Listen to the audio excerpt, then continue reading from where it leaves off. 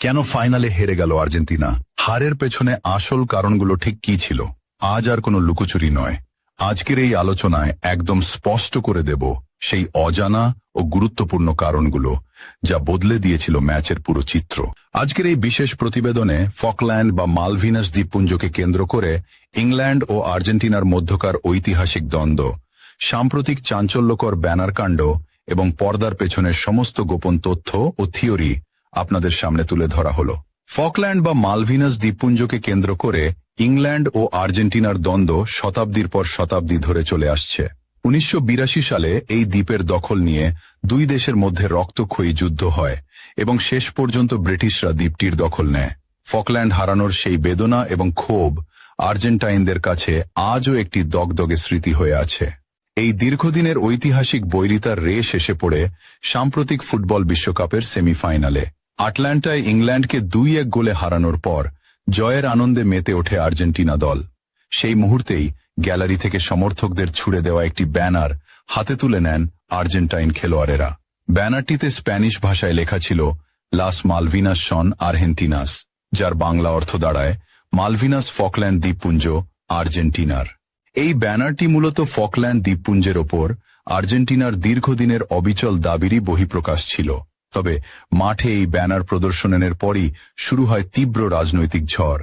Football মাঠে রাজনৈতিক, ধর্মীয় বা ব্যক্তিগত স্লোগান বা বক্তব্য প্রদর্শন সম্পূর্ণ নিষিদ্ধ করে ইন্টারন্যাশনাল ফুটবল অ্যাসোসিয়েশন বোর্ডের IFAB কঠোর নিয়ম। এই ব্যানার কাণ্ডে দারুণ ক্ষুব্ধ হয় যুক্তরাজ্য সরকার এবং দেশটির শীর্ষ কর্মকর্তারা অবিলম্বে ফিফাকে বিষয়টি তদন্ত করার অনুরোধ জানান। এর প্রেক্ষিতে ফিফার পক্ষ থেকে জানানো হয় যে তাদের শৃঙ্খলা কমিটি ম্যাচের প্রতিবেদনগুলো মূল্যায়ন করছে এবং শৃঙ্খলা বিধির ওপর ভিত্তি করে পরবর্তী পদক্ষেপ নেওয়ার কথা ভাবছে। সাধারণত এ ধরনের নিয়ম লঙ্ঘনের জন্য $5,000 থেকে $20,000 জরিমানা কিংবা নির্দিষ্ট খেলোয়াড়দের নিষিদ্ধ করার বিধান রয়েছে। কিন্তু মাঠের এই শাস্তির বাইরেও সামাজিক যোগাযোগ মাধ্যম ও বিভিন্ন মহলে ছড়িয়ে পড়ে আরও বড় ও চাঞ্চল্যকর কিছু থিওরি। গুঞ্জনও ওঠে যে ব্যানারকাণ্ডের জেরে ইংল্যান্ড ও অন্যান্য শক্তিশালী মহলের কূটনৈতিক চাপের মুখে পড়েছিল ফিফা। এমনকি আর্জেন্টিনাকে শাস্তি হিসেবে টুর্নামেন্ট থেকে বা ফাইনাল থেকে বাদ দেওয়ার পর্যন্ত উদ্যোগ নেওয়া হয়েছিল। বলা হচ্ছিল ফাইনাল ম্যাচের সমস্ত টিকিট অলরেডি বিক্রি হয়ে থাকায় এবং আমেরিকার FBI সহ বিভিন্ন মহলের ইনভেস্টিগেশনের চাপে পরিস্থিতি অত্যন্ত ঘোলাটে হয়ে উঠেছিল।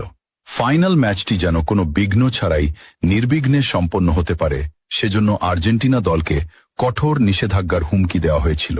ধারণা করা হয় আগামী 10 বছরের জন্য আন্তর্জাতিক ফুটবল থেকে আর্জেন্টিনাকে নিষিদ্ধ হওয়া, নয়তো ফাইনালে স্পেনের বিপক্ষে ম্যাচ ছেড়ে দিয়ে শিরোপা হাতছাড়া করা, এই দুই অপশনের মুখোমুখি দাঁড় করানো হয়েছিল দলটিকে।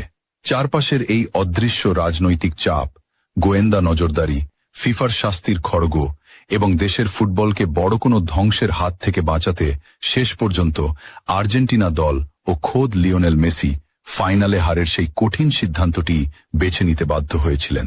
আর ঠিক এ কারণেই ম্যাচের আগে খেলোয়াড়দের মধ্যে বিষণ্ণতা ও হতাশা কাজ করেছিল, যার অনিবার্য পরিণতি হিসেবে ফাইনালে হারের মুখাবলোকন করতে হয় আর্জেন্টিনাকে।